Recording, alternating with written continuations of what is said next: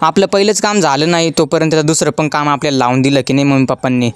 तर मग मित्रांनो, मी तुमचा आवडता ब्लॉगर ऋतिक उर्फ सेल्फी बॉय 09. तर मी आपल्या ब्लॉगमध्ये आपलं सर्वांचं स्वागत आहे. सकाळी आपण लवकर उठलो भाऊ. सकाळचं वातावरण पण एकदम छान होतं. म्हटलं पाणी पडतं असं वाटतच होतं, पण मग तेवढ्यात आपण जाऊन आपल्या शेतामध्ये पोहोचलो मस्तपैकी नाही. आज आपल्या मदतीसाठी आपले मामा आणि मामी पण आलेले होते, त्याच्यासोबत आम्ही पण होतो.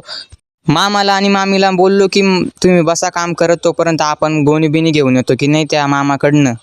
गोणी बिनी घेऊन मस्त निघालो होतो आपण आणि सोबतच म्हटलं आज एकदम जोराने काम करू की नाही. मामा आणि मामी आले त्याच्यामुळे आम्हाला बघून आपल्याला त्यांची पोरगी दिली म्हणजे काय. इकडे मामा बसला तर जुड्या बांधत दोरीने की नाही. म्हटलं नीट बांधा, सुटायला नाही पाहिजे, सुटल्या विटल्या ना तर हलवून जायचे. आणि त्यासोबतच आपल्याला ते किस्से पण सांगत होते त्यांच्या लहानपणीचे आणि त्यांच्यासोबत त्यांच्या मुलाचे पण किस्से सांगत होते कशा प्रकारे तो खोडकर. मामाजींचे लहानपणचे किस्से ऐकून आपल्याला पण एक जोश निर्माण झाला की नाही. मग आपण पण जोराजोराने काम करायला लागलो की नाही त्यांच्यासोबत. काम करता करता केव्हा दुपार झाली कळलं पण नाही की नाही. मग म्हटलं थोडंसं बसून घ्यावं. त्यासोबतच साक्षीला खूप भूक लागली होती ना, त्याच्यामुळे तिने भिमुगाच्या शेंगा आणल्या भाऊ आपल्या याच्यातून. सर्वजण बसून घेतलं होतं, पण आपण मेहनती मुलगा त्याच्यामुळे आपण बसलो होतो काम करत की नाही. म्हटलं उरकायला पाहिजे आजच्या आज, नाही तर मग हालवून जायचे उद्या. उद्या डबल पुन्हा कामाला यायचंय की नाही दुसऱ्या. आपली कोथिंबीर उपटून झाली आणि मामा आणि मामी लागले दुसऱ्या कामाला. त्यांनी जी कोथिंबीर होती ना ती एकदम अशी सविस्तर अशी पनीर रचून ठेवली. शेतामधनं आलो तिकडनं आपण.